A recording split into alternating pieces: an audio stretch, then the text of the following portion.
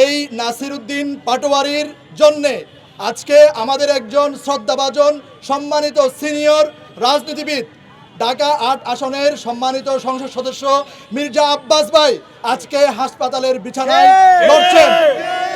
আজকে হাসপাতালের বিছানায় উনি এখনো দেশের বাইরে চিকিৎসাধীন আছেন মালয়েশিয়ায়। এই রকম অবস্থায়ও তার বোধোদয় হচ্ছে না, তার জ্ঞান ফিরছে না। রাজনীতি করবি ভদ্র ভাষায়, ভদ্র রাজনীতির শিক্ষক আছেন আমাদের মাননীয় তারেক রহমান। জনাব তারেক রহমান থেকে শিক্ষা নাও, শিক্ষা নিয়ে ভদ্র রাজনীতি কিভাবে করতে হয়, কিভাবে কথার মাধ্যমে কথা দিয়ে জবাব দিতে হয়, এটার রাজনীতি করো।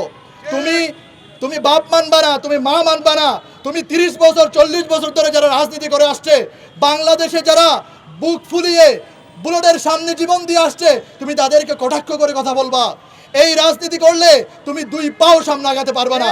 আর নাসিরউদ্দিন পাটোয়ারিকে আরেকটা হুঁশিয়ারি দিতে চাই, বেটা তুই ভালো হয়ে যা।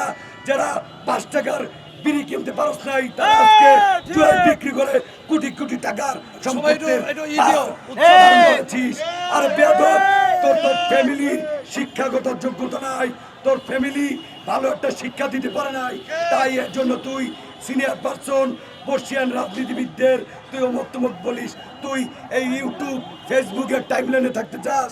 আরে টাইমলাইনে থাকা যায়, কিন্তু রাজপথে হুঙ্কার দেওয়া যায় না। জুলাই যোদ্ধার জুলাইয়ের যে আহতবৃন্দ, তারা নাসিরউদ্দিন পাটোয়ারিকে হুঁশিয়ারি করে বলতে চাই, আপনি উন্মাদ হয়ে গেছেন, আপনি নানান ধরনের প্রোপাগান্ডা ছড়াচ্ছেন।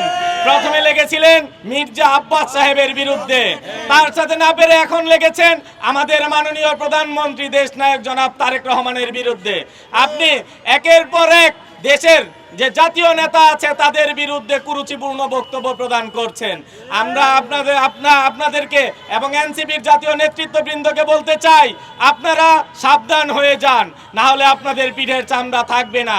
একটি জাতীয় বেয়াদব নাসিরউদ্দিন পাটোয়ারি